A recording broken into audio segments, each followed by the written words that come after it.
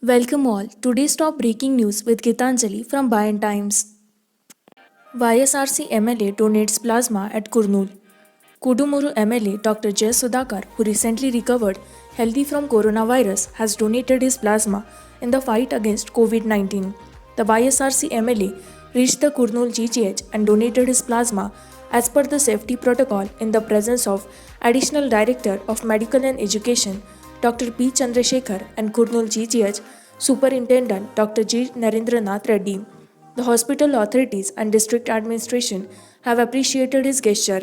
The official said the Kudumuru MLA is the first people's representative to donate his plasma in the fight against the killer virus. The MLA had tested positive for the virus a month ago and was admitted in Kurnool GGH for treatment. He, however, recovered and was discharged. The MLA said plasma from a recovered person can help seriously ill people. For that, he has decided to donate his plasma.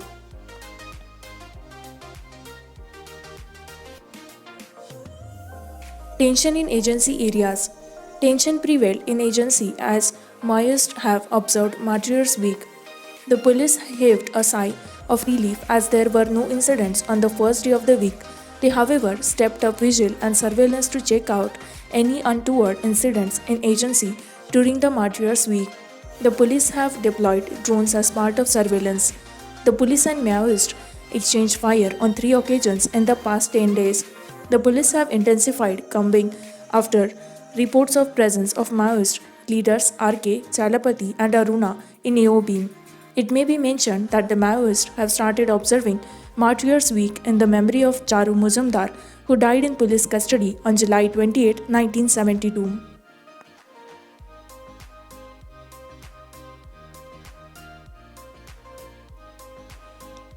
Ideal time for Telangana's pharma companies to grow, says KTR.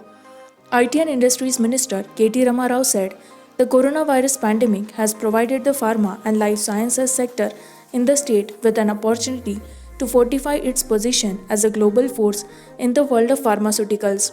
The pharma industry based out of Hyderabad have already proved its mettle during the pandemic by manufacturing and supplying life-saving drugs and equipment to the world in the fight against the virus, the minister said, sharing his views on the importance and future direction of pharma and life sciences sector in Hyderabad during a webinar organized by the World Economic Forum.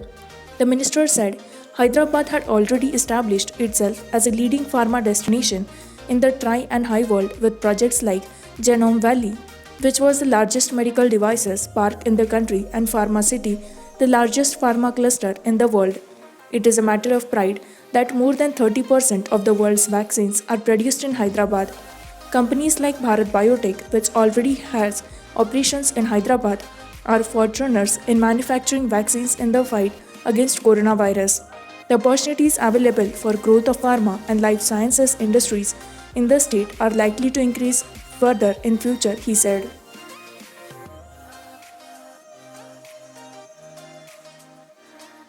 Varvara Rao assassination, release him on bail, urged 765 Telugu journalists. As many as 765 Telugu journalists on Wednesday urged the Chief Justice of the Supreme Court and Bombay High Court and the Maharashtra Chief Minister to take steps for the release of ailing revolutionary writer Varavara Rao from jail on bail. The journalists, in separate letters to the three dignitaries, reminded them that Varavara Rao, at 81, was suffering from acute ill health and that it was the responsibility of everyone to protect him as he is an asset of the nation. Varavara Rao is known to everyone. He, as an editor, journalist, poet, writer, and speaker, has influenced the people in the country. He brought an awareness among the people on the problems and issues that bedeviled society. He has made them question whenever the need arose. His works had been translated into several Indian languages and also into English, French, Italian, and Spanish, they said.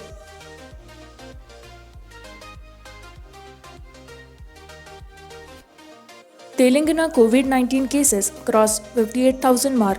All 33 districts report new cases. On the 150th day of the pandemic, after registering the first coronavirus case on March 2, Telangana on Wednesday recorded 1,764 cases of COVID-19, taking the state's tally to 58,906. With increasing cases, 12 reported deaths took place in the state. Majority of the new cases were registered from 4 districts: GHMC, Rangareddy, Medchal, Malkajgiri, and Warangal Urban. Fresh cases were also found in all 33 districts of Telangana, including Asifabad and Nirmal, which had not been seeing cases since a few days. While GHMC has reduced its daily contribution to cases to 509, Medchal, Rangareddy, and Warangal Urban most crucially have added 158, 147, 138 cases respectively.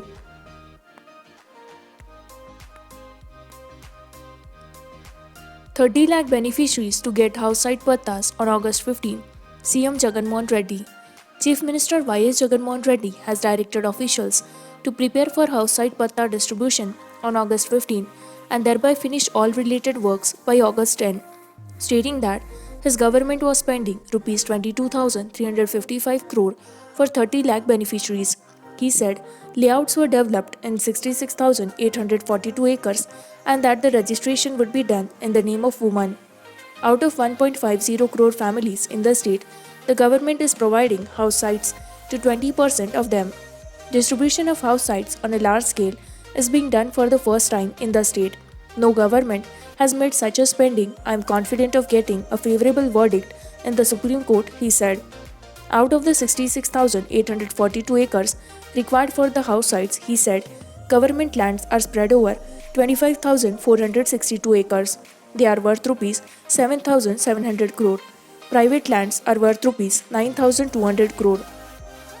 About 4,457 acres were acquired through land pooling. They are worth Rs 1,350 crore. The 1,074 acres of CRDA land and 2,686 acres of TIDCO lands are worth Rs 325 crore and Rs 810 crore respectively. The remaining 9,900 acres were acquired through possession certificates and they are worth Rs 2,970 crore, he said.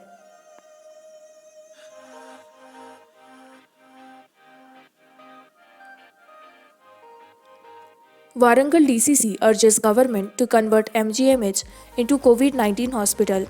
District Congress Committee (DCC) President Naini Rajendra Reddy has demanded the state government to convert the Mahatma Gandhi Memorial Hospital (MGMH) Warangal into a complete COVID-19 hospital as there is a spurt in the corona positive cases. He also stressed on the need for increasing the beds with oxygen and ventilator facilities at the MGMH besides other facilities. Addressing a press conference here on Wednesday, Rajendra Reddy said that MGMH is the lifeline of the North Telangana districts and added that the CKM hospital can be converted into a general hospital as it would be helpful for the 12 districts of the state. The Warangal urban district alone is recording about 100 COVID-19 positive cases on a single day. In view of this, the government must step up the measures to convert the PMSSY hospital into COVID-19 hospital at the earliest, he added. He alleged that there are no proper facilities for the patients in the COVID-19 ward at MGMH and added that the superintendent Dr. B. Srinivas Rao has resigned from the post as the government was allotting sufficient funds to the hospital.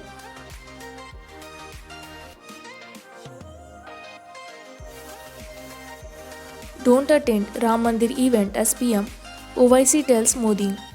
AIMIM Chief Asaduddin Owaisi said that by attending the Ram Mandir Bhumi Puja ceremony on August 5, Prime Minister Narendra Modi would be violating his constitutional oath.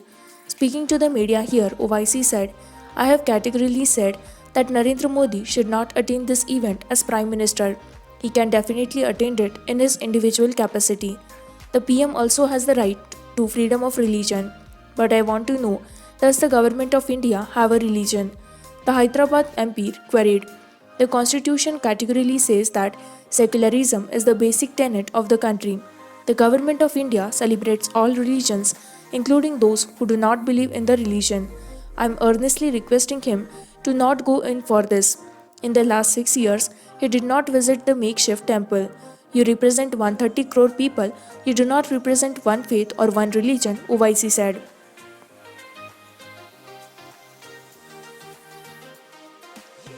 COVID-19 cases shoot past 1.1 lakh in Andhra. with 7,948 new cases, 58 more died. Andhra Pradesh saw a spike of 7,948 cases, taking the cumulative tally in the state past 1.1 lakh. The state now has 1,10,297 cases, while the death toll increased to 1,148, with 58 more patients succumbing to the virus. The new cases emerged from the staggering 62,979 tests conducted in 24 hours. The media bulletin released by the State Command Control Room said, of the 62,979 tests, 30,879 are samples tested through VRDL, TrueNat, and NACCO, while the remaining 32,100 are rapid antigen tests. Once again, East Godavari district recorded more than 1,000 cases. A total of 1,367 persons tested positive for the virus in the district, taking its cumulative tally to 16,063, the highest among the 13 districts of the state. Kurnool, with 1,146 new cases, is at the second place with 13,380 cases, followed by Guntur 11,692 and Anantpur 10,987. West Godavari, with 757 new cases, crossed the 9,000 mark, while the tally in Krishna district now stands at 6,000 after 293 fresh cases. Similarly, Srikakulam crossed the 5,000 mark with 392 fresh cases. KT Rama Rao lays foundation for RUB CINARE Auditorium in Hyderabad. Municipal Administration and Urban Development Minister KT Rama Rao on Wednesday laid the foundation for a 4-lane road under bridge facilitating smooth passage from the industrial area in Sanat Nagar to the industrial area in Balanagar. The structure is being constructed at a cost of Rs 68.30 crore. The structure aids in cutting down the distance between the two industrial areas by 6.5 km. Besides, it will also ease traffic congestion on the existing Fatehnagar flyover. Plans have been laid to complete the project by this year end, the minister said. 2 new link roads will also be thrown open to traffic on Thursday as part of 137 new link roads being developed in different areas to facilitate smooth flow of traffic and ease traffic congestion on major thoroughfares, he said. With this, we conclude with our today's news headlines. For more such latest news and updates, like, share and subscribe Payant Times.